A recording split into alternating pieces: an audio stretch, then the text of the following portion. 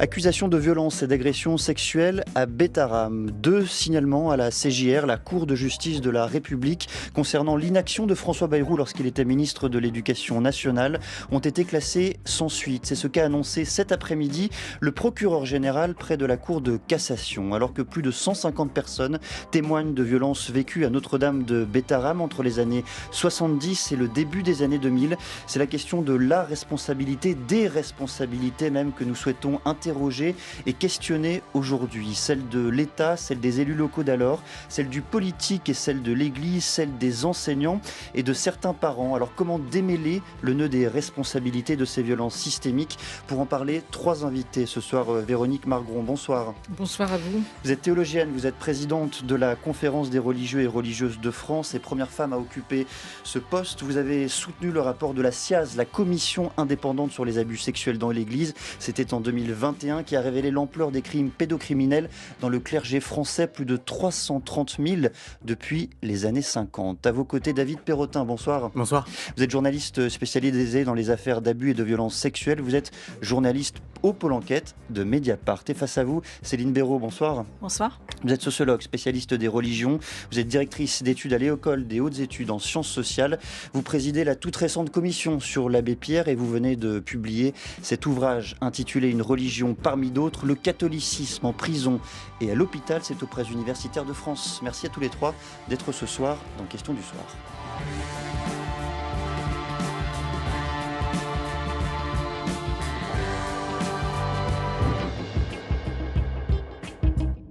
Évidemment, je n'ai jamais été informé de quoi que ce soit de violence ou de violence a fortiori sexuelle. Jamais. Et j'ai 2 preuves pour cela. La première de ces preuves, c'est que lorsque la première plainte est déposée, j'ai quitté déjà le ministère de l'Éducation nationale depuis des mois. Et puis il y a une autre preuve, peut-être autour de laquelle nous pourrions nous faire crédit. Est-ce que vous croyez que nous aurions scolarisé nos enfants dans des établissements dont il aurait été soupçonné ou affirmé qu'il se passe des choses de cet ordre? Le Premier ministre à l'Assemblée nationale le 11 février dernier, et je rappelle cette décision de justice rendue cet après-midi, je la cite: aucune infraction relevant de la compétence de la Cour de justice de la République ne paraît susceptible d'être caractérisée à l'encontre de M. François Bayrou en sa qualité d'ancien ministre de l'Éducation nationale entre le 30 mars 1993 et le 2 juin 1997. David Perrotin, quelle analyse vous faites justement de cette décision de justice rendue cet après-midi? Alors sur cette décision, il n'y a absolument rien d'étonnant parce que on peut y lire qu'il n'y a pas qu'en gros c'est un problème de compétence. Il y a une plainte du même genre qui a été déposée par Maître Blanco pour dénoncer une entrave à la justice de François Bayrou qui est toujours en cours. Donc ça, on verra les suites de cet élément. Après, nous, on le maintient à Mediapart, mais ce sont les faits qui le disent. François Bayrou était, contrairement à l'extrait qu'on vient d'entendre, était alerté à plusieurs reprises des violences, d'abord physiques puis sexuelles, qui pouvaient se produire à Notre-Dame de Bétarame. Il le savait, il n'avait pas réagi à l'époque. Et donc du coup, ça, on verra ce que la justice aura à en dire sur les plaintes et les dénonciations qui sont toujours instruites et toujours en cours. Et puis sur les éléments qui pourront être amenés à être révélés par la suite, quoi. On reviendra, David Perrotin, sur le cas François Bayrou en particulier, mais au-delà, vous êtes à l'origine, avec d'autres journalistes du pôle enquête de Mediapart, à l'origine de cette dernière salle de révélation qui concerne l'établissement de Bétarame. Comment, depuis plusieurs semaines, vous analysez la façon dont le champ médiatique s'est emparé de cette affaire, de ces affaires? Quelle analyse vous en faites? Alors oui, avec mon collègue Antoine Rouget, on a d'abord révélé dans les premiers articles le 5 février les silences et les mensonges de François Bayrou pour après développer tout un tas de dysfonctionnements concernant Notre-Dame de Bétarame. Moi, sur le champ médiatique, il y a 2 choses qui ont pu nous surprendre.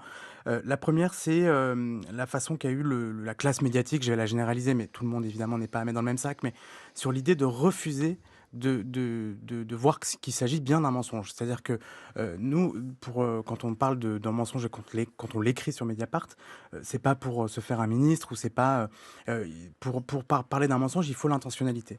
Lorsque nous, on révèle le 5 février qu'à plusieurs reprises, François Bayrou a dit qu'il n'était pas au courant de ce qui se passait à Notre-Dame-de-Bétarame, on a montré par A plus B qu'il ne pouvait pas ignorer puisqu'il avait défendu l'établissement, qu'il était alerté directement. On pourra développer les détails.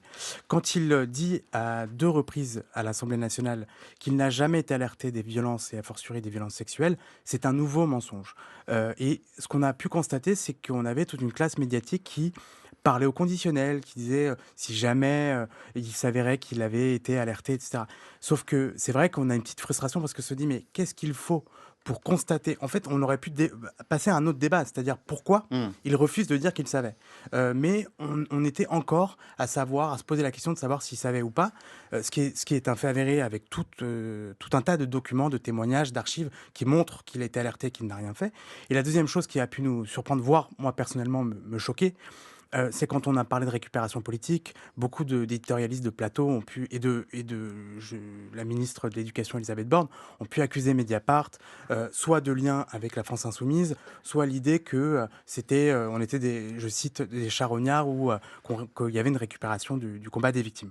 Moi, je m'inscris en faux vis-à-vis de ça. D'abord parce que nous, on enquête et on a enquêté et qu'en fait, on les rencontre, les victimes, contrairement à certains éditorialistes de plateau qu'on a pris leurs témoignages en longueur depuis 1 an. Et que c'est qu'il n'y a rien... Au contraire, on est remercié pour ce travail-là, pour donner justement à voir et à s'interroger sur les différentes responsabilités.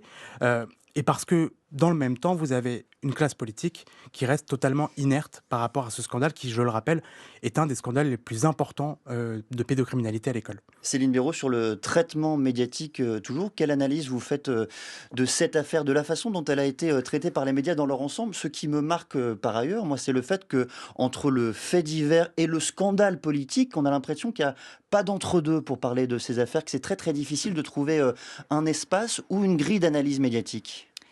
Ce qui est certain, c'est que lorsqu'on essaie de comprendre qu'est-ce qui fait qu'un scandale éclate, et notamment les scandales sexuels qui concernent l'Église catholique, le rôle des médias est souvent tout à fait central.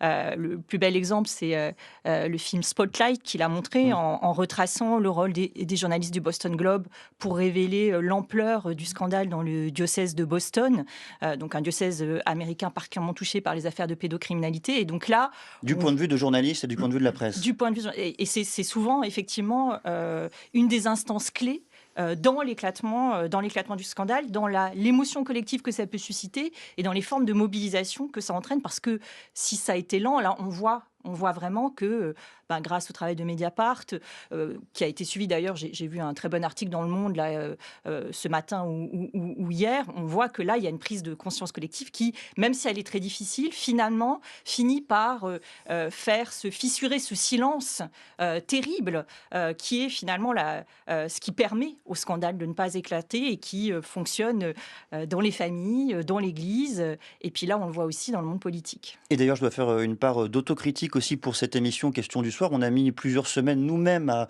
oser, j'allais dire, faire une émission sur ce sujet parce que c'était difficile de savoir comment l'aborder justement entre le fait divers, entre le scandale politique, comment aborder ces questions d'une manière constructive, comment en débattre. Ça a été compliqué. On y arrive aujourd'hui, heureusement. Véronique Margron, votre point de vue justement sur l'importance de parler médiatiquement de ces affaires pour les faire connaître. L'importance, elle est tout à fait ce que vient de dire Céline Béraud, c'est-à-dire elle est décisive. Et je pense que toutes les victimes remercient tous les journalistes, vraiment, avant toute chose. Sauf évidemment ceux qui instrumentaliseraient leurs paroles, mais en fin de compte, ils ne sont heureusement pas si nombreux. Je crois que concernant cette école de Bétarame, en fin de compte, pour moi, c'est une sorte de condensé du rapport de la SIAZ. Et le rapport de la SIAZ, il fait un certain nombre de centaines de pages. Je ne suis pas sûre que absolument beaucoup de journalistes l'aient lu intégralement.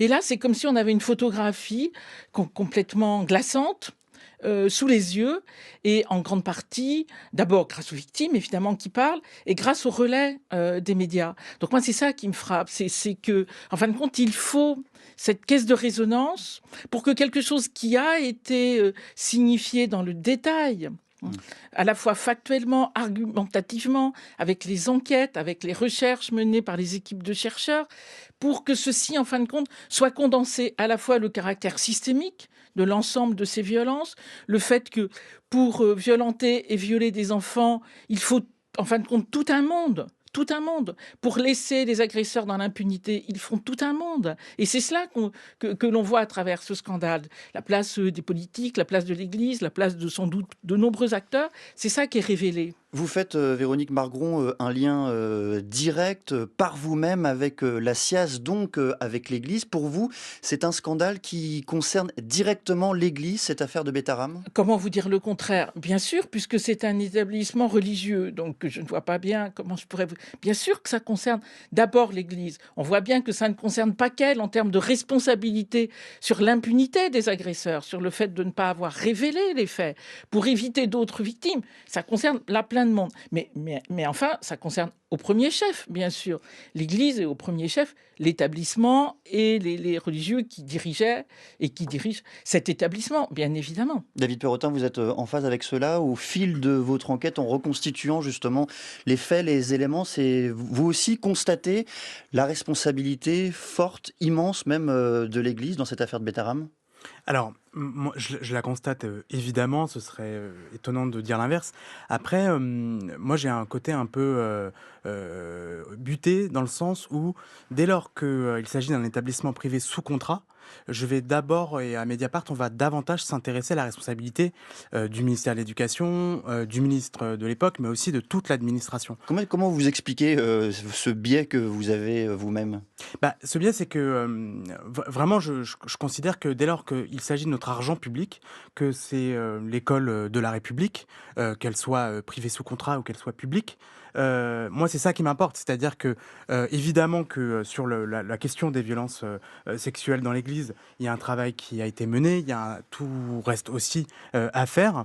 Mais on parle aussi beaucoup de violences physiques, et c'est quelque chose qui est assez nouveau dans le débat public pour de lier l'Église aux violences physiques. On parle de violences physiques à une époque où c'était réprimé par la loi depuis longtemps, qu'on n'est pas du tout dans quelque chose de moyenâgeux, contrairement à certains discours aujourd'hui sur cette affaire-là.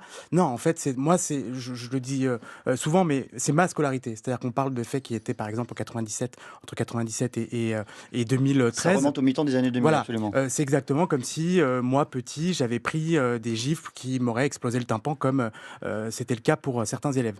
Et donc, avant, évidemment qu'il y a des questions que l'Église doit régler et qui sont propres à l'Église, mais un établissement privé sous contrat, il est directement sous la tutelle du ministère de l'Éducation, il est supposé être contrôlé et il est supposé avoir à rendre des comptes. En l'occurrence, on voit que dans cette affaire Notre-Dame de Betaram et dans les multiples témoignages qui viennent s'ajouter sur les autres établissements, on s'aperçoit qu'en fait, il y a pratiquement aucun contrôle des établissements privés sous contrat. On va y revenir évidemment. Céline Béraud, vous-même, dans quelle direction se porte naturellement votre regard lorsque vous découvrez au fil des semaines l'ampleur de cette affaire en direction de l'Église ou de l'Éducation nationale, de l'État en général? Mais des deux. Vous regardez dans tous les sens. Mais je regarde, oui, parce qu'on est sur une affaire qui à la fois concerne l'Église, pleinement l'Église, avec cette figure de personnel à la fois enseignants et non enseignants qui sont des religieux, que la SIAZ avait vraiment pointé, mais qui était devenue une figure très minoritaire, parce que autant dans les années 1950 et 60, le clergé était nombreux, et donc il y avait des prêtres qui étaient enseignants ou qui occupaient des positions diverses et variées dans l'établissement, autant dans les années 90-2000, c'est devenu quelque chose de relativement rarissime. Mais c'est aussi vraiment une affaire des pouvoirs publics, parce que quand on parle d'enseignement privé sous contrat, on est justement dans des lieux qui existent en France, parce que souvent on a l'impression que c'est deux mondes complètement séparés, parce qu'il y a la loi de 1905, mais la loi de 1905, elle n'empêche pas toute une série de collaborations. Alors moi j'ai beaucoup travaillé sur les aumôneries qui en sont une, mais un des autres domaines, c'est justement l'enseignement privé sous contrat. Et donc effectivement, l'Église a failli, mais l'Éducation nationale a également failli. Qu'est-ce qui fait que ces établissements privés n'ont pas été inspectés de manière sérieuse, de manière totale, c'est-à-dire au-delà uniquement de l'inspection protection des enseignants, enseignantes. Comment peut-on expliquer, alors que les journalistes du Monde l'évoquaient, au même moment, les écoles basques sont dans le viseur de l'Académie de Bordeaux, sont dans le viseur du ministère, alors même qu'aujourd'hui, on sait que les écoles, les établissements privés confessionnels musulmans font l'objet d'une vigilance tatillonne qui a conduit au retrait d'agréments. Là, on voit qu'il y a deux poids, deux mesures. Donc, l'affaire est dramatique, mais elle a une ampleur tout à fait singulière parce que justement, elle met en jeu et l'Église et l'État. Véronique Margon, comment vous l'expliquez vous-même, ce deux poids, deux mesures? Et d'ailleurs, au-delà de ce territoire particulier, au-delà du Pays Basque même, on sait bien qu'en France, les écoles publiques sont plus souvent contrôlées que les écoles privées sous contrat. Et il en va de même, évidemment, vous venez de le dire, Céline Béraud, selon la religion, on n'est pas contrôlé de la même façon en France aujourd'hui. Oui, je pense qu'on peut l'expliquer tout simplement par notre histoire, c'est-à-dire que le lien entre l'Église catholique particulièrement et l'État, il est évidemment très ancien, il est à la fois très conflictuel et en même temps avec de nombreuses collaborations, de nombreux contacts. Et là encore, pour me référer aux recherches de la SIAZ, ces recherches montrent que, alors évidemment, c'est plutôt dans les années 50, mais on voit par exemple des procureurs écrire à l'évêque en demandant le déplacement de tel ou tel évêque, de tel ou tel prêtre, agresseur. Alors, bien sûr, on peut dire que c'était les années 50, donc des sortes de collaborations bien plus que problématiques, qui vont se révéler criminelles, des notables en quelque sorte. Donc je pense nous sommes les héritiers de cette histoire. Alors on peut espérer que quand même cette histoire change, que d'autres mœurs se prennent, mais on voit bien qu'on n'en est pas tout à fait sorti, loin de là. Alors je pense qu'il n'y a plus ce type de collusion d'intérêts, enfin j'ose espérer, mais en tout cas le silence est une forme de collusion d'intérêts contre les victimes, au service de l'impunité des agresseurs. Ça, on ne peut pas le nier, y compris que ce silence soit, qu'il soit actif, c'est-à-dire qu'on veuille se taire, ou qu'il soit passif par passivité. On ne parle pas, parce qu'on ne parle pas de ces choses, on ne parle pas de l'enseignement catholique, on ne parle pas de tout cela.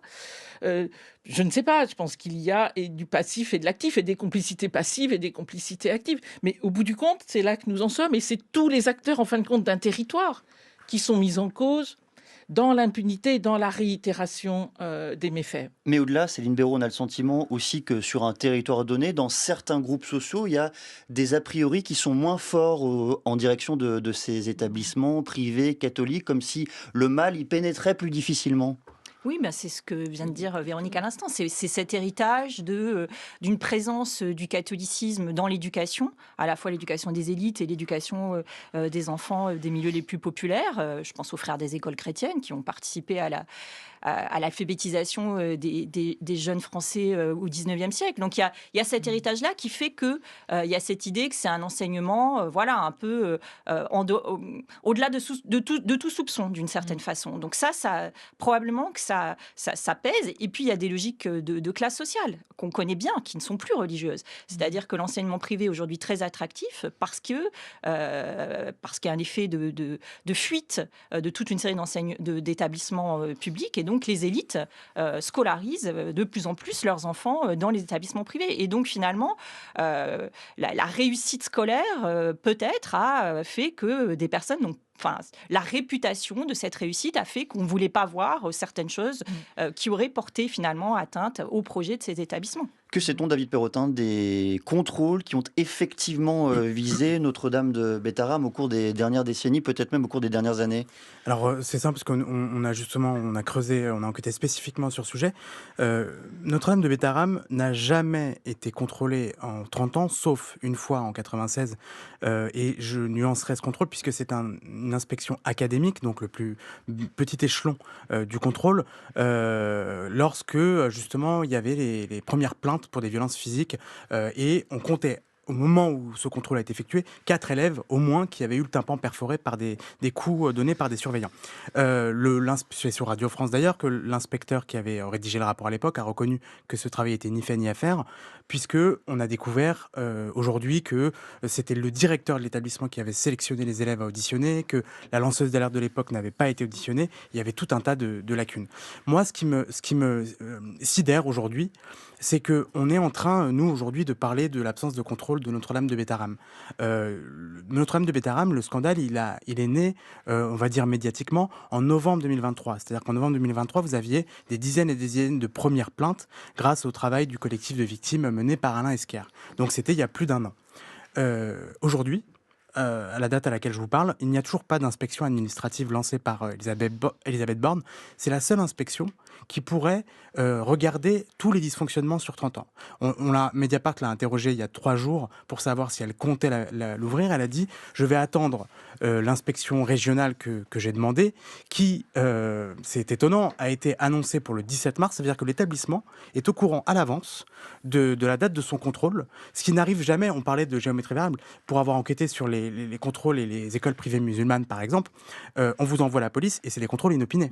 Là, c'est édifiant le laisser-aller qu'on permet pour cette école. Et j'ajouterais, puisqu'on a révélé qu'il y avait... Moi, vraiment, le point sur lequel j'insiste pour rebondir sur ce que vous avez dit, c'est qu'on n'est pas dans une affaire où c'était une autre époque et où il y avait une omerta parce que les victimes ne parlaient pas. Ce que nous, on a montré depuis 1 mois, c'est que à la fois tout le monde savait et tout le monde le voulait bien, ce qui se passait à Notre-Dame de Bétharram. Qu'est-ce que ça veut dire tout le monde le voulait bien ? Pas forcément sur les violences sexuelles, mais en gros, tout le monde le voulait bien, ça veut dire que nous, on a comptabilisé entre 1993 et 2013, vous aviez 12 alertes, signalements ou plaintes qui ont été enterrées. C'est-à-dire qu'il ne s'agit pas, jusqu'à présent, on était resté sur 2 dates, 96-98, 96 les plaintes pour violences physiques et 98 le directeur mis en cause pour des viols sur mineurs. En réalité, vous avez tout un tas de signalements et de plaintes qui avaient été déposés jusqu'en 2013 et qui ont soit été classés, soit ignorés. Vous avez quand même, je le rappelle, j'insiste sur le rôle de François Bayrou parce qu'il ne s'agit pas encore une fois de s'attaquer à lui pour rien. C'est-à-dire que lui, quand il est ministre de l'Éducation, François Bayrou, il est alerté des violences physiques et il va défendre l'établissement alors que toute la presse mentionne le fait que le calvaire vécu par certains élèves, et j'invite les gens à lire la presse puisque c'est le travail qu'on a fait nous, c'est édifiant les témoignages que vous avez en 96. En 98, quand vous avez quand même l'ancien directeur de l'établissement qui est mis en cause pour plusieurs viols sur mineurs et qui se suicide, c'est-à-dire que l'action publique s'éteint. Mais il n'a pas été blanchi, il n'a pas été innocenté. Le minimum aurait été qu'un ministère de l'Éducation diligente une enquête. Et en 2024, lorsque tous les témoignages affluent, aucune enquête n'a été diligentée. Donc c'est-à-dire qu'il y a un blanc-seing laissé à cet établissement et ni le ministère de la Justice ni le ministère de l'Éducation estiment aujourd'hui important de diligenter une inspection générale. La voix d'Olivier Bunel, il était élève justement de Notre-Dame de Bétharram entre 1980 et 1983. Il s'exprimait dans l'émission Quotidien sur TMC le 27 février dernier. Après nous avoir fait du mal, quand on passait des heures entières sur le perron, c'était la punition à l'époque à Bétharram. On était blessés, on était meurtris. C'était à genoux pendant des heures sur le perron, le front collé contre le mur de la bâtisse, avec une règle métallique. Vous savez, ces fameuses règles qu'on avait à l'époque, en carré, en métal, à genoux dessus, et surtout ne pas bouger. Et si jamais on bougeait, ils regardaient par des fenêtres qu'il y avait au niveau de la bâtisse. Et jamais à la même fenêtre, donc si on avait bougé, on prenait une demi-heure de plus sur le perron lui-même. Je voudrais revenir, Véronique Margron, sur ce que disait David Perrotin il y a quelques instants, sur cette continuité forte, peut-être inédite en termes de révélation, sur justement cette continuité entre violence physique et violence sexuelle. À quel point est-elle, j'allais dire, plus forte et plus vive et plus douloureuse encore dans la sphère catholique ? Je pense qu'il y a 2 choses. Pour moi, ce que disent les violences physiques et les violences sexuelles, c'est la volonté de domination. Donc, c'est prendre le pouvoir sur les enfants, quoi. C'est les dominer, en faire des objets. Dans la violence physique comme dans la violence sexuelle. Il s'agit d'en faire des objets. Ma chose. Donc ça, je pense que c'est cela qui caractérise, pour moi, profondément l'ensemble de ces violences sur cette domination. Alors, pourquoi c'est plus grave ? En tout cas, c'est grave partout, évidemment, mais qu'est-ce qui est particulier ici ? C'est que alors, faudra avoir les témoignages précis des victimes, mais pour un certain nombre, il y a d'abord l'image du prêtre. Alors, il y a aussi des agresseurs qui étaient des surveillants laïcs, non prêtres, mais pour ceux qui est des prêtres, il y a l'image du prêtre, cette espèce de côté sacré, quoi, qui, je pense, pour révéler les violences subies aux parents, est encore plus difficile de toucher à un prêtre, à la réputation d'un prêtre. On l'a entendu tellement de fois chez des victimes qui parfois se sont pris des punitions auprès de leurs parents parce qu'ils avaient osé dire quelque chose contre un prêtre. Parce qu'ils ont une image sacrée. Alors oui, en tout cas parce qu'ils la portaient, sans doute moins aujourd'hui, en tout cas dans l'Église en France, mais ça a été comme cela quand même pendant longtemps. Et puis, une sorte d'utilisation complètement glaçante et pervers de la religion, de l'autorité de Dieu, de la volonté de Dieu, et quelque chose qui vous enserre encore un peu plus dans le silence, quoi. C'est-à-dire que si c'est, pour prendre une expression, si c'est l'homme de Dieu, et donc par définition, il n'y a pas d'autre autorité supérieure à Dieu, hein. Si c'est l'homme de Dieu qui fait cela, vous êtes complètement prisonnier, quoi. Vous n'avez aucune porte de sortie. Donc je pense que le caractère religieux, dans un certain nombre de situations, alors il faut voir là si c'est vrai pour ces victimes, c'est-à-dire si ces hommes, en particulier les religieux, ont instrumentalisé ainsi leur appartenance religieuse et leur état religieux.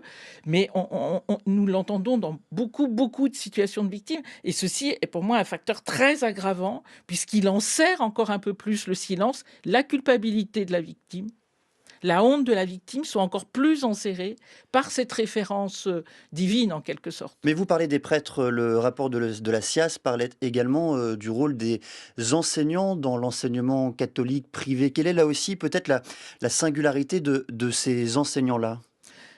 Quand ils sont prêtres, parce que pour la SIAZ, c'est d'abord concernant les enseignants prêtres. Alors c'est vrai que, comme le disait Céline tout à l'heure, il y en a, à partir des années 80, il y en a beaucoup moins. Hein, donc, bon. Mais la particularité, c'est, comment vous dire, ils cumulent deux autorités. L'autorité de l'enseignant, et l'autorité en quelque sorte de Dieu, l'autorité divine. C'est bien pour cela que le piège peut être encore plus violent, plus lourd pour un enfant, pour ses proches d'ailleurs peut-être aussi, hein, à signaler, à dénoncer, à combattre forcément, parce que les deux se cumulent. Céline Béraud, comment vous expliquez que cette loi du silence, elle perdure jusqu'au mi-temps des années 2000, bien au-delà d'ailleurs, puisqu'il faudra des années plus tard encore pour que des révélations surgissent, cette loi du silence où on réalise dans le fond que l'administration de l'éducation nationale, d'ailleurs comme le champ religieux, préfère évincer bien souvent plutôt que limoger? Ce qu'on peut peut-être ajouter par rapport à ce qui a déjà été dit, c'est peut-être pour expliquer le côté extrêmement timoré de l'État par rapport à l'enseignement privé. C'est le replacer dans cette guerre des deux France qui s'est jouée sur le terrain scolaire prioritairement dans notre pays. Et vous vous souvenez certainement qu'il y a eu les dernières réactivations de cette guerre des deux France, c'est dans les années 80, au moment où, sous François Mitterrand, il y a l'idée d'un service public unifié de l'enseignement. Et puis, c'est aussi avec François Bayrou, au début des années 90, lorsqu'il entend réviser la loi Fallou.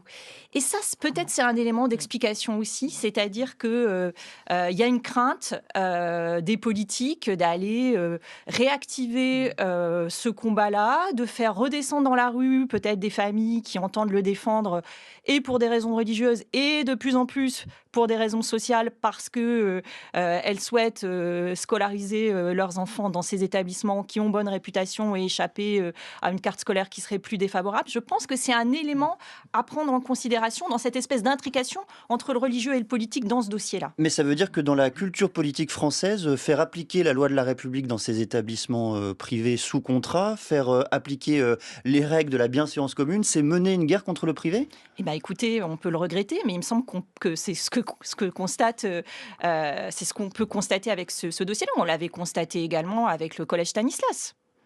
Même chose. Collège Stanislas, aucun contrôle, aucune inspection.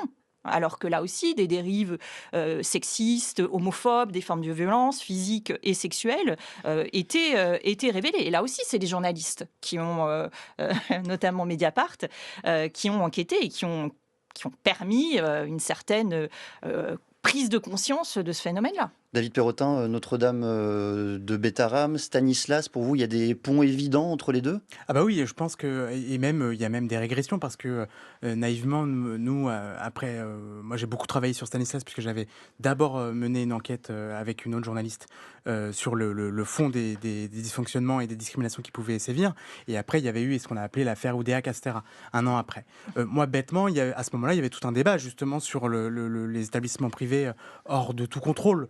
Avec justement l'idée qu'il fallait mieux les contrôler. Il y avait eu un très bon rapport qui avait été rendu, un rapport parlementaire.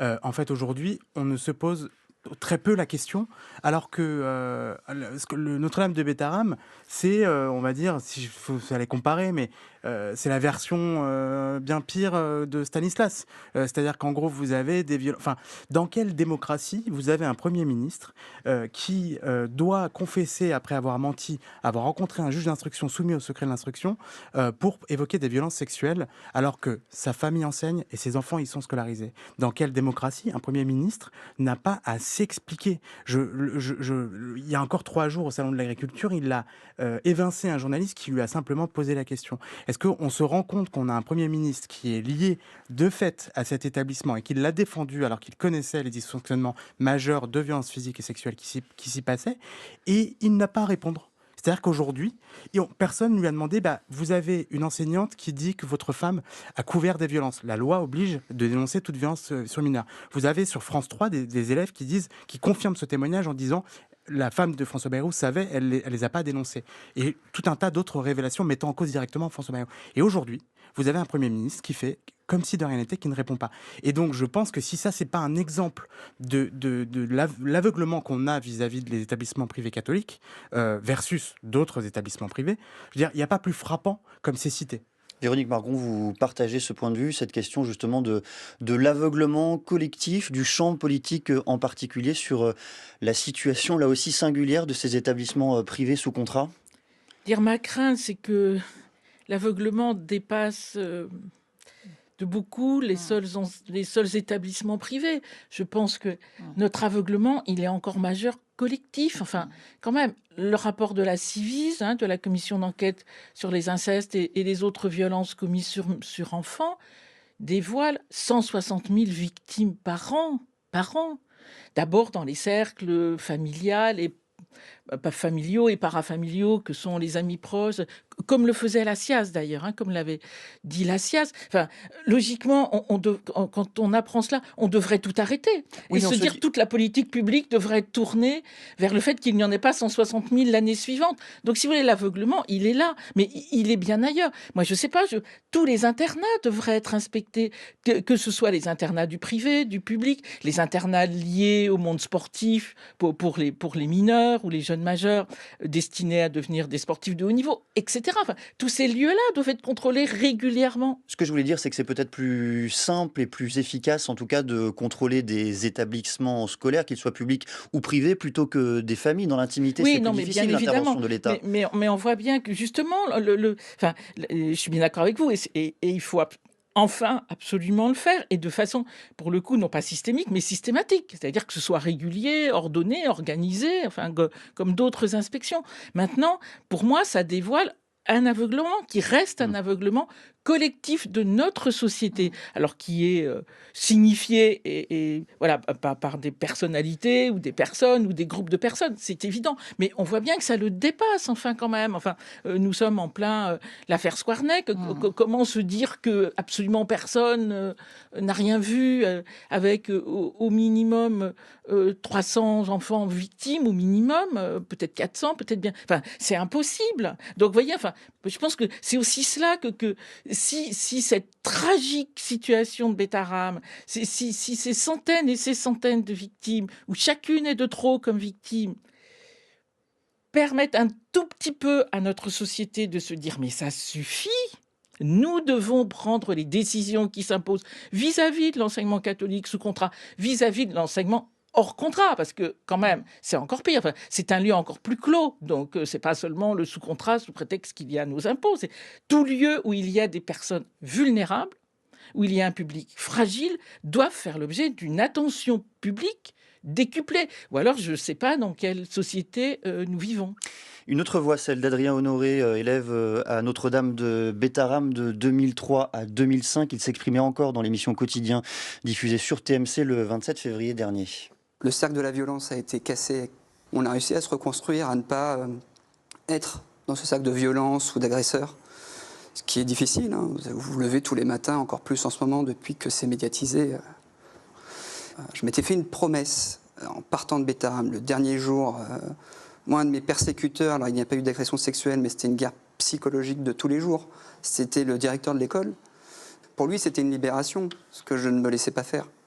Et à un moment, j'ai dû baisser la tête parce qu'ils me mettaient dans des situations très dangereuses. Et vous avez votre instinct de survie qui prend le dessus. Hein. Vous dites, bon, ben, là, il y a une limite, je ne peux pas aller derrière parce que je ne sais pas s'il arriverait à encaisser le coup. Mais le dernier jour était arrivé, fait, ça y est, vous vous barrez enfin. J'ai dit, rassurez-vous, un jour je reviendrai, j'aurai votre tête, quoi. Alors malheureusement, il est mort l'an dernier. Quelle place, Céline Béraud, quand on parle d'affaires politiques, de scandales d'État, quelle place pour les victimes, pour leurs paroles, justement, pour tenter de l'entendre et de l'accueillir? C'est une place importante. On a commencé par évoquer le rôle des journalistes, mais on sait aussi le rôle très important des collectifs de victimes. C'est vrai, quel que soit le type d'ailleurs d'institution dans lequel les scandales éclatent, c'est un rôle tout à fait considérable. Probablement que on bénéficie et de l'effet des rapports, que ce soit des rapports comme celui de la SIAZ qui concerne l'Église catholique ou celui de la Civis qui concerne la société dans son ensemble. On profite probablement aussi aujourd'hui de l'effet post-MeToo, c'est-à-dire du fait qu'on entend enfin les personnes qui ont parlé, parce que souvent on dit elles n'ont pas parlé. Bah si, souvent elles ont parlé, mais on les a fait taire ou on a étouffé leurs paroles. Donc aujourd'hui, même s'il y a bien évidemment encore beaucoup de progrès à faire, je pense que l'idée que les victimes doivent être au centre et que leur expérience doit être prise en considération a quand même beaucoup progressé. Qu'est-ce que votre travail de journaliste, David Perrotin, votre travail d'enquête au long cours doit justement à ces collectifs de victimes? Tout, à la fois parce que c'est elles qu'on écoute, c'est elles qui nous alertent, enfin ces collectifs-là. Et après, c'est aussi ce qui nous guide, c'est-à-dire que sur l'aspect politique, sur l'aspect offensif que Mediapart ou que moi pouvons avoir, ça vient aussi des victimes. C'est-à-dire que quand on les écoute, par exemple aujourd'hui sur l'affaire Notre-Dame de Bétarame, qu'est-ce qu'elle demande? Elle demande par exemple que des archives soient ouvertes. Elle demande que le diocèse de Bayonne ne soit pas le seul diocèse en France à refuser d'ouvrir ses archives. Elle demande que les archives de l'établissement et de Bétarame soient ouvertes, tout qui refuse. Elle demande à ce que le ministère de la Justice ou le ministère de l'Éducation diligente une enquête, une inspection générale, ce qu'il refuse. Et donc c'est ça aussi, c'est qu'il y a quelque chose de... Il y a à la fois l'ampleur du scandale qui prend médiatiquement, où on s'intéresse à ce qui se passait dans cet établissement et on ne veut plus 160 000 victimes. Et il y a quand même toute une inertie qui perdure.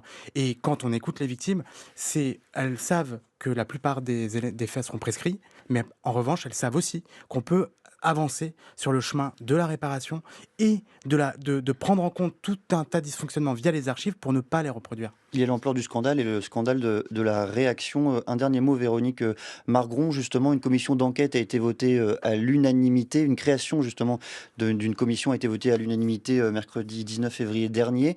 Qu'est-ce qu'on peut attendre de cette commission ? Écoutez, qu'elle travaille vraiment, c'est-à-dire, en effet, qu'elle aille voir les archives, enfin, qu'elle travaille, qu'elle mène une enquête large et, encore une fois, qu'elle commence par les lieux les plus clos, que sont les internats, que sont ces... Enfin, faut qu'elle commence, pour moi, par là, encore une fois, qu'il soit public, privé, peu importe, enfin partout où il y a des enfants. Je pense que moi j'en attends beaucoup, c'est-à-dire j'attends un travail rigoureux mené par des chercheurs, par des gens non seulement compétents mais au-delà de tout soupçon. C'est-à-dire dont c'est le métier, et que ce rapport soit bien évidemment rendu public. Il vaut mieux prendre quelques mois de plus et que le rapport soit complet, plutôt que de vouloir aller vite, mais ce rapport me paraît très, très, très important par rapport à tout ce qu'on a évoqué. Merci beaucoup à tous les trois, Véronique Margron, David Perrotin, Céline Béraud. Merci de vos éclairages et de ces analyses.